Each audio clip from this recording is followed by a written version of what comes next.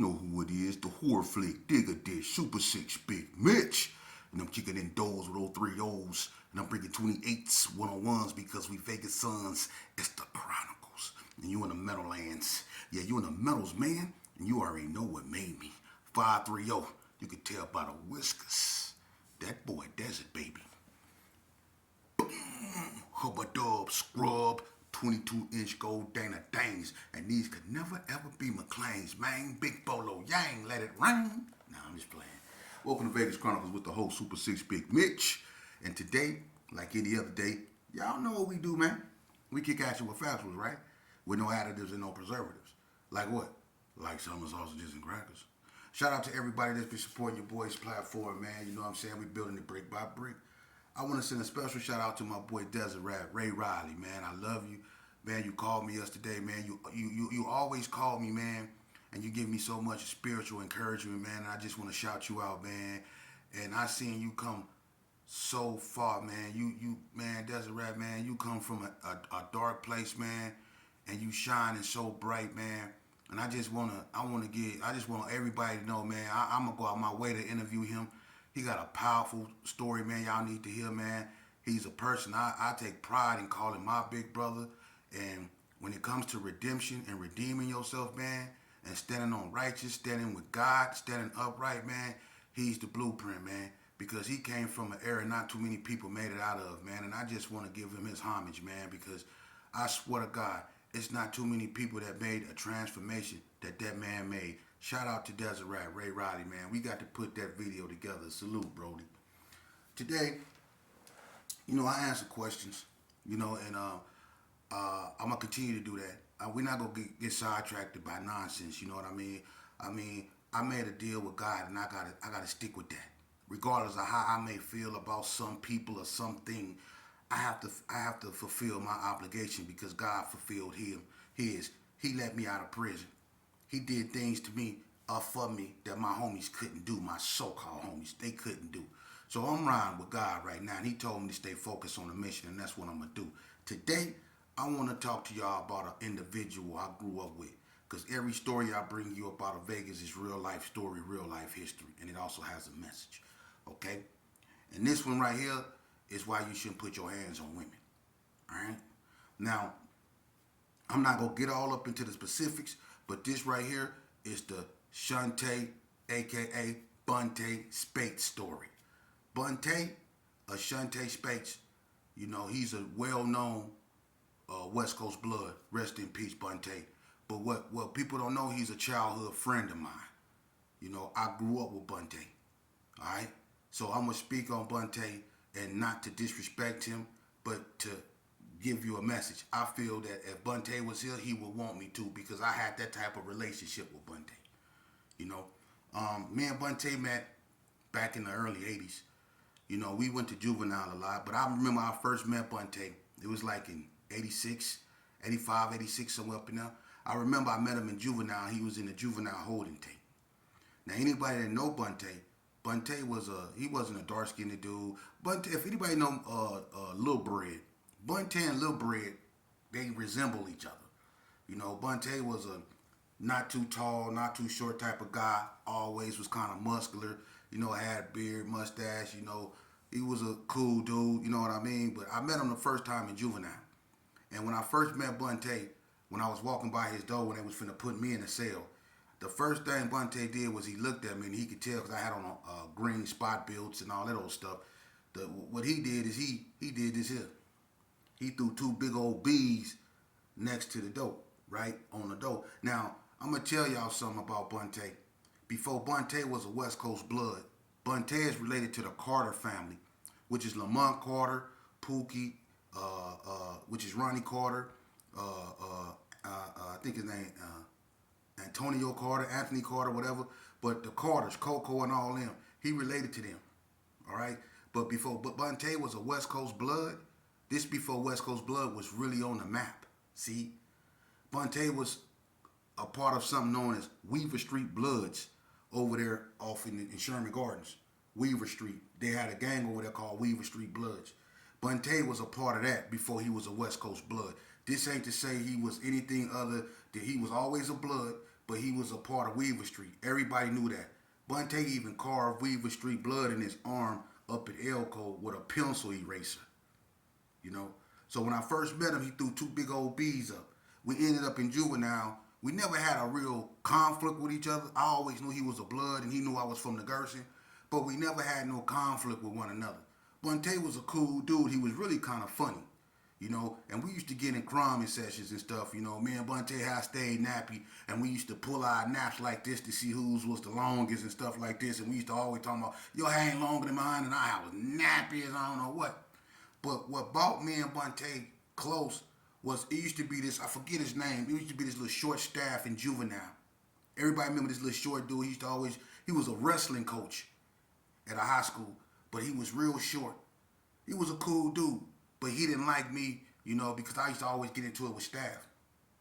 But on this particular day, man, this cat got into it in the morning. You know, he didn't like, you know, when we go to breakfast, lunch, and dinner, before we eat, we got to say grace. You know, and then we got to bow our heads and say, dear Lord, thank you for the food that we're about to eat, for the strength and nourishment of our bodies. Amen. We got to say that before we eat in juvenile. I ain't trying to hear none of that. I'm picking the meat and all that while they praying. I'm trying to eat while they praying so the coach get mad at me. He told me after we get to eating to go lock down.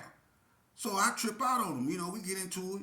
You know, he told me, matter of fact, get up. He told me I couldn't eat. They was gonna lock me down and bring me a couple sandwiches. I was no, you not. I'm not getting up till I get through eating. So we got into it basically. So they escort me to my room. I get into it with them. I won't take my shoes off. So we get to tussling back there. And out of all the people in juvenile, there was a gang of people in juvenile, Gersons, Bloods, everybody. The only person ran down the hallway to help me was Bontay. Bontay came down that swing, and we both ended up in double doors. That's how me and Bontay got cool, you know. But we developed a relationship, you know what I mean? And we was in juvenile and stuff like that, and we used to play pool together and stuff. Bontay was cool, man. Him and Tanico from 50 stayed into it, you know. And then we went to Elko. We get to Elko. Bontay was funny, you know. Bontay did his thing, you know. Then the West Coast Bloods really hit. They came out. And that's what changed the relationship between me and Bontay. Because when he was from Weaver Street, we was cool. But Bontay became a West Coast Blood. And that became evident because when we went to Elko our first time in Bontay, we was all right. Me and Bontay been in Elko, I think, twice together. But me and Bontay was all right. You know? But when the West Coast Bloods came out, and Bontay became a West Coast Blood, I didn't know Bontay became a West Coast Blood. I still knew him from being over there in that area by Doolittle. You know what I mean? So one day, I was over in that area at Doolittle doing my thing. You know what I mean? I was all up over there. You know, and me and Bontay basically seeing each other, and I do like this. Like, what's up, man? You know, like, what's up? I'm thinking we still cool. But at this time, Bontay turned West Coast Blood. So when I do this here, he do this, and he put it to his head. And I'm looking like, he like this, be like he's saying 3 to the head. And I'm like, what? So I dissed him back. And so we start walking toward each other. But I'm strapped. And I'm thinking he not. So I'm thinking I'm finna get him. You know what I'm saying? Next thing you know, let's put it this way, man. Me and Bontay lit Doolittle up. We had it out there. We got on. Me and Bontay got in a cold shootout right there on Doolittle. And we talked about it every time we seen each other. We was going at it. We got down on each other right there. You know? And the next time we seen each other in Elko, we wasn't so cool. But, you know, everything was changing. Donna was coming out, all these, you know, neighborhoods, the ABMs, and everything was forming, right? So what ended up happening is, it was this guy named Thaddeus Alexander.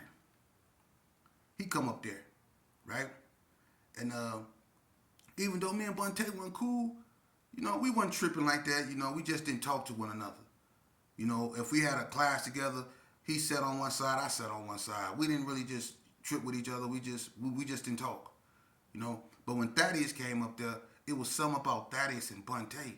You know, it was something about Thaddeus. It was allegations he used to be a blood or whatever. It was allegations, you know, toward him, man. And he's supposed to be up out of Vegas Heights. You know what I'm saying? But anyway, him and Bontay kept getting into it. And one day I think we was in PE. We was on a basketball court. And we was balling. Me and Bontay was on the same team. We wasn't tripping.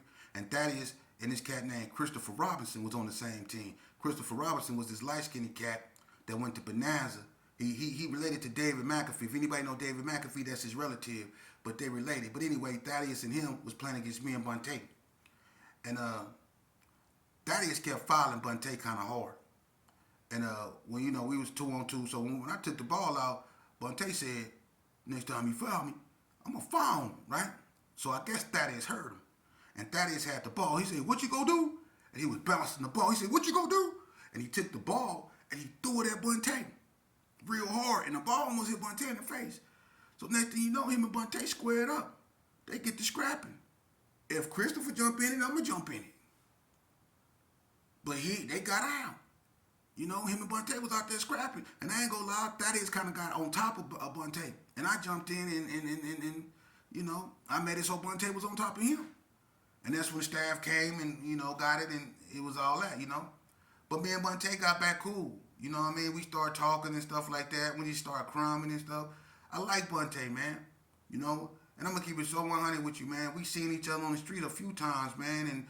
And me and Bontay, we smoked, together. We chopped it up, man. When everybody was still at each other's throat, every now and then, me and Bontay, I used to go to my mama's house and I ran into Bontay. Because like I say, he was related to Ronnie Carter. I seen Bontay coming down the street one day, and me and Bontay, we sat on the side of my mama's house, man. And me and Bontay smoked weed. We chopped it up, man. And I was in his turf. That was my partner. And that was like one of the last times I seen Bontay. But as time goes on, things happen. And see, Bontay had a girlfriend, and I ain't gonna speak too much on their business. I'm not from over there, and I'm not qualified to go that far. So I would say this. Bontay had a female named, I think her name was Pooh. And Bontay, I'm not finna get into what went wrong, but him and Bontay and her just couldn't, get along or whatever. And things, wasn't working. Bontay had a little girl by her, man. And they used to go back and forth, man, and they ain't pointing a finger at nobody. Because, when stuff like this go on, the real victim is the child. And, but anyway, Bontay, and his baby mama stayed in conflict, man. And unfortunately, one day, I guess Bontay, from what I heard, this is what I heard, so allegedly, Bontay was out there with his daughter or whatever. He had his daughter. His baby mama started messing with somebody else, I don't know. But Bontay brought his daughter home and whatever, and him and the baby mama got into it. And allegedly, the baby mama went and got a blammer, whatever. Bontay took off running. She chased out the, popped Bontay in the back, man. And Bontay didn't survive. And I remember when I was in a joint, and I heard, Eminem from up over the West Coast. Eminem came by and sat on the wall next to me and said, "Man." And I was like, "What's happening?" He was like, "Man, Bontay gone." I'm like, "What you mean?" He was like, "Man," I'm thinking it was some gang-related stuff. And I'm like, "What? Who knocked down Bontay?" And he looked at me, he was like, "A female, man." I'm like, "A female?" And he was like, "His baby mama." I'm like, "Oh," but it's been a few incidents like that, man, and unfortunately Bontay ain't here no more, man. But, all I'm saying is, when it comes to stuff like that, man, y'all, when we get angry, and our anger sometimes can be misplaced, and we have to understand that women are a delicate creature, man, and they're God's feminine half, and we as men have no right to be putting our hands on a woman, and I'm not saying nothing other than, and any real man can agree with that. Men don't have no right putting their hands on women. Even women that can, look, there's women out there that can get down. Fight better than dudes,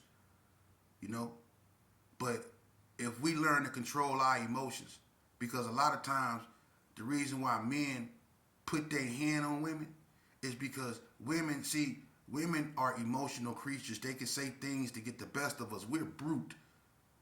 We're strength and muscle. You see? Women is all mind, mental. You see?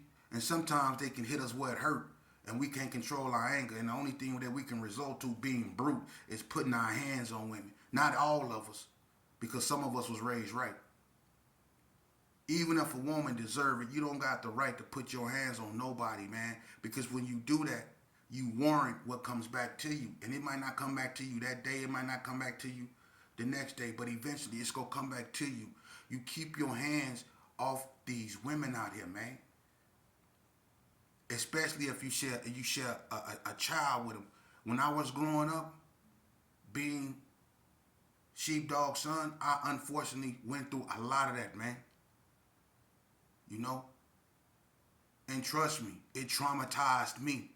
So I know what it's going to do to a child. Keep your hands off these women out here, man. Please, because look at it this way. We all, if you're lucky and fortunate enough and blessed to still have your mother, look at it like this. Would you want someone putting their hands on her? What would you do if you witnessed someone put their hands on her, but you were incapable of intervening? See, sometimes that be the case. The child is incapable of intervening. And that's tragic because they're left mentally scarred. And then when they are old enough to intervene and they do intervene and they do something, they're still mentally scarred because if they protect their mama and take their daddy up out of here, that's still their daddy. So it's a lose-lose situation. So to nullify all that, keep your hands to yourself. My partner Bante was a good dude. I don't know what type of demons he was fighting. But the message in this today is to keep your hands to yourself. Okay? There are no winners in this, man. People is not going to let you hurt them. They're not. Them days of people just putting their hands on people, them days are over with. Especially when it comes to women. Women are standing up for themselves, man, and they want to be respected, and they demand to be respected. And they're going to do what they got to do to protect them and their children. So we have to be mindful of that, man. We have to quit letting our anger overcome us, because a lot of time our anger is navigated by our egos. You know, our egos is what make us stay and continue to get into it with her when we just can turn around and just leave. You see? And a lot of times, what do the female be telling us? Just leave. Won't you just leave? Just go. See? Won't we just leave? Won't we just go? For real. Until we get our mind right, man. Because I'm going to tell you, impulses are something else. And you can act on an impulse, especially rage. And it can cost you everything. Just like that. Just as quick as it can turn on is as quick as you can lose everything. You have to control your emotions, which take you down that path to where you put your hands on women, man. Y'all got daughters out here that y'all raising, that y'all love. Some of y'all really in y'all children's lives, and I respect that. And y'all raising y'all children to be good, productive members of society. I salute y'all for that. So do you want somebody putting their hands on your child, on your seed? Think about that. You can't even fathom that. See? So we have to take our own medicine. Let's quit putting our hands on these women. If you got to hit her, you don't need to be with her. For real. You know? And I'm going to tell you something. It's a lot of youngsters out here that I notice. It's a trend going on that people they're not paying attention to it, but I am. It's a lot of these youngsters that's seeking God. They looking for God. They going up in them churches. And that's a beautiful thing. Shout out to Randy Carter, man. I'm going to get with you and be a part of your program, man. You know, the youth program thing, man. I appreciate you coming to me for that, man. I appreciate you being receptive to my message and want me to bring my message to the youth. This is a prime example of what God would do for you when you stay the course. When I make videos, if I can get just one viewer to listen to me, then I done my job. I'm not asking people to like me. I'm not asking for acceptance. I'm bringing you a message. Whether you want to take it is up to you. That's your choice. That's what God gave you above the animals, a choice. You know, that's how special you are. You have a choice to listen to me or not. But one way or the other, you will learn. Because you can listen to me. I'm not saying I'm perfect, but I've lived it. Or you can listen to life, because life will teach you. And I'm just going to warn you. Sometimes life can be cruel, you know? Trust me, I learned the hard way.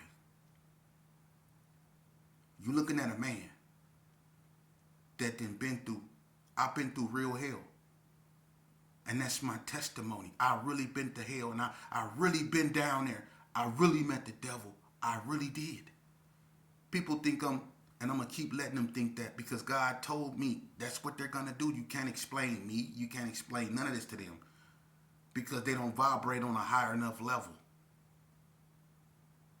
You see, they're imperfect creatures, still learning themselves. Don't expect them to grasp what you're saying sometimes. That's the connection between you and God. That's how he keep it between you and him. Because when you try to go tell somebody else about what you and God got going on, they look at you like you crazy. They look at you like you something wrong with you. See, that's how God keep it between you and him. You see? So what I'm bringing you here, trust me, God is navigating this. Because anybody that know me, they know what I used to be. They know I came from a dark place where I didn't love myself. I didn't love society. I didn't love nobody. My only mission in life was to seek and destroy. And that's what I did for a very long time. But the only person I really destroyed in all that carnage was me. Me. I destroyed me. I tore my life apart. And I'm still to this day putting it back together. You know? And every now and then, those demons I used to hang out with, I try to come back and lure me back to hell. I ain't going back to hell. I ain't going back. I'm going to stay God-fearing. I'm going to stay focused on the mission. If you're a youngster out there and you running around with a crowd and y'all not going to school or college or doing nothing productive, you in the wrong crowd. For real. And understand that you can be a good kid amongst bad people and get infected with their stupidity and their ignorance. You see? And you can be a good kid around the wrong people and end up locked up for the rest of your life because you're around the wrong people. And sometimes good people end up around the wrong people because they feel them the only people that they have to hang around. That's not true. Sometimes it's best to be alone, because sometimes God wants you to know that you don't need nothing but him. So sometimes when you find yourself alone, it's not a bad thing. Just understand maybe God have chosen you and he wants you to realize you don't need nothing but him. So don't never look at being alone as a bad thing. I love being solo bolo because I get a chance to get to know me more. And that's what was taken from me as a youth. I was too busy being little sheepdog and demon and all these names these cats was giving me, but I never was me. And I finally got to know me, and I like him. I like me. I love me. And I want to get to know more of me because I'm so full of surprises. I got a sense of humor. I'm funny. I can actually do comedy. I'm a poet. I'm blessed. And so are you, youngster. So if you know, and you know when somebody is not going nowhere and when people doing wrong, when you see that, get away from that, man. Because a lot of you youngsters, y'all starting to realize that this game is fake and y'all looking for something else to do. Because a bunch of y'all is starting to ask questions. And one of the most, and you can tell you, said the best optimism of our community is when youngsters start asking questions. But we have to be there to answer them right for them. They asking questions now, meaning they're intrigued. They're curious. So while we have their attention, we need to do something with it. It's a lot of youngsters that's looking for something else to do. They sick and tired of this ops. They sick and tired of living this goonery type of life. They looking for something else, man, and they asking questions. But when they look at the OGs for any type of guidance, the OG ain't looking for nothing but $2 to get them a tall can. So we gotta be there to offer more than them, man. And that's why I make videos. Somebody gotta do it. But anyway, man, we gonna cut this off, man. I know y'all waiting for election night, man, and God bless y'all, man. And always remember, I'ma always bring it, man. Tomorrow gonna be a new day, a new America. It's gonna be one way or the other, but just stay God fearing and keep God first. And y'all gonna be alright. Until then, Super 6, Big Mitch, Hubba Dub, Boom, Scrub.